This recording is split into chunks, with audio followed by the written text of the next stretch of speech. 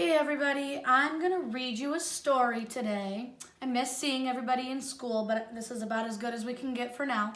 So I'm going to read you Tops and Bottoms. This book is adapted and illustrated by Janet Stevens. It's read up and down rather than side to side, so this will be an interesting little situation for all of us. All right, so this is Tops and Bottoms.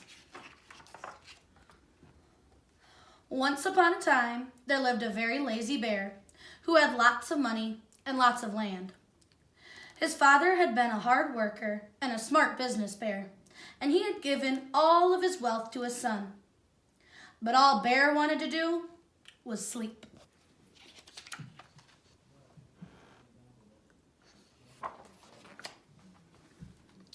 Not far down the road lived a hare. Although Hare was clever, he sometimes got into trouble. He had once owned land too, but now he had nothing. He had lost a risky bet with the tortoise and had sold all of his land to Bear to pay off the debt. Hare and his family were in very bad shape. "The children are so hungry, Father Hare. We must think of something," Mrs. Hare cried one day. So Hare and Mrs. Hare put their heads together and cooked up a plan.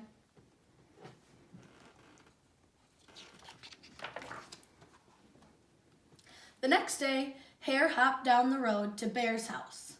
Bear, of course, was asleep. "Hello, Bear. Wake up! It's your neighbor, Hare, and I have an idea." Bear opened one eye and grunted. "We can be business partners," said Hare. "All we need is the field right here in front of your house. I'll do the hard work of planting and harvesting, and we could split the profit right down the middle. Yes, sir. Bear, we're in this together. I'll work and you sleep." "Huh?" said Bear. "So, what will it be, Bear?" asked Hare. "The top halves or the bottom halves? It's up to you. Tops or bottoms?"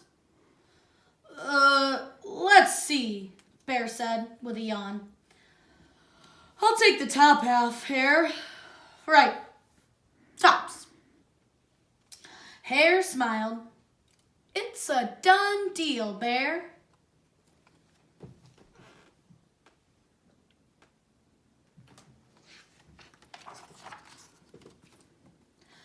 So Bear went back to sleep, and Hare and his family went to work. Hare planted, Mrs. Hare watered, and everyone weeded.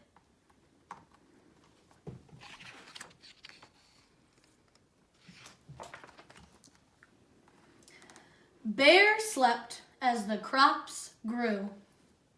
When it was time for the harvest, Hare called out, "Wake up, Bear!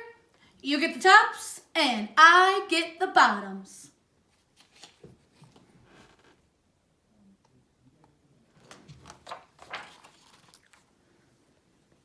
Hare and his family dug up the carrots, the radishes, and the beets. Hare plucked off all the tops, tossed them into a pile for Bear, and put the bottoms aside for himself.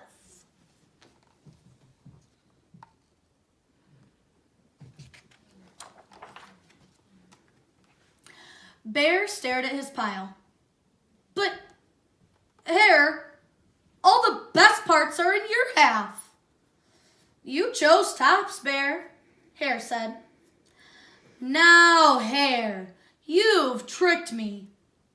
You plant this field again, and this season, I want the bottoms." Hare agreed. "It's a done deal, Bear."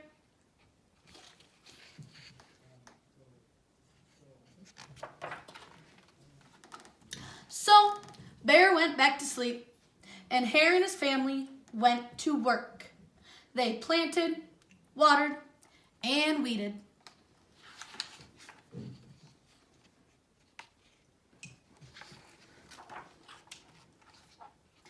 Bear slept as the crops grew.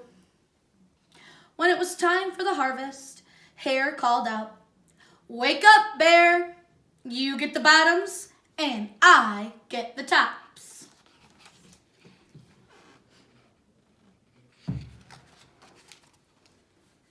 Hare and his family gathered up the lettuce, the broccoli, and the celery. Hare pulled off the bottoms for Bear and put the tops in his own pile.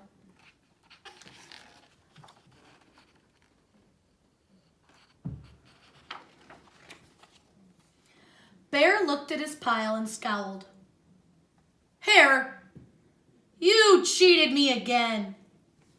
"But Bear," Hare said, "you wanted the bottoms this time." Bear growled. "You plant this field again, Hare.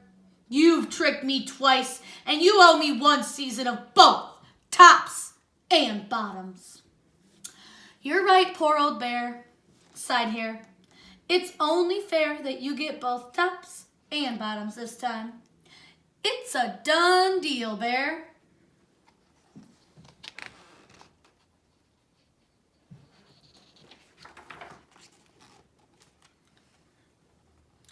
So Bear went back to sleep, and Hare and his family went to work. They planted, watered, and weeded, then watered and weeded some more.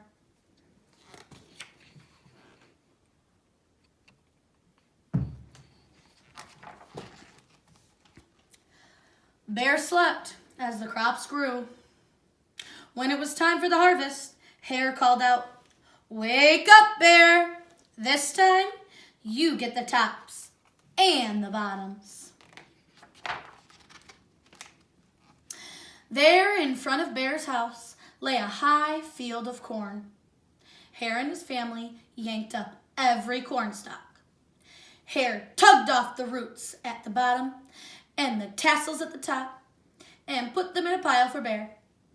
Then he carefully collected the ears of corn in the middle and placed them in his own pile. Bear rubbed his eyes and watched.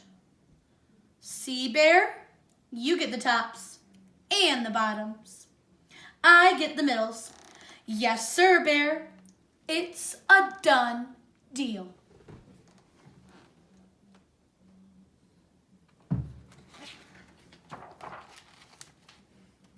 By now, Bear was wide awake. "That's it, Hare," he hollered. "From now on, I'll plant my own crops and take the tops, bottoms, and middles." Hare and his family scooped up the corn and hopped down the road toward home.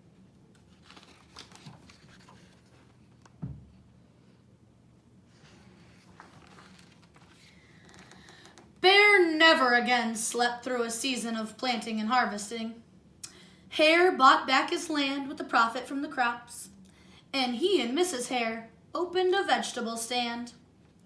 And although Hare and Bear learned to live happily as neighbors, they never became business partners again.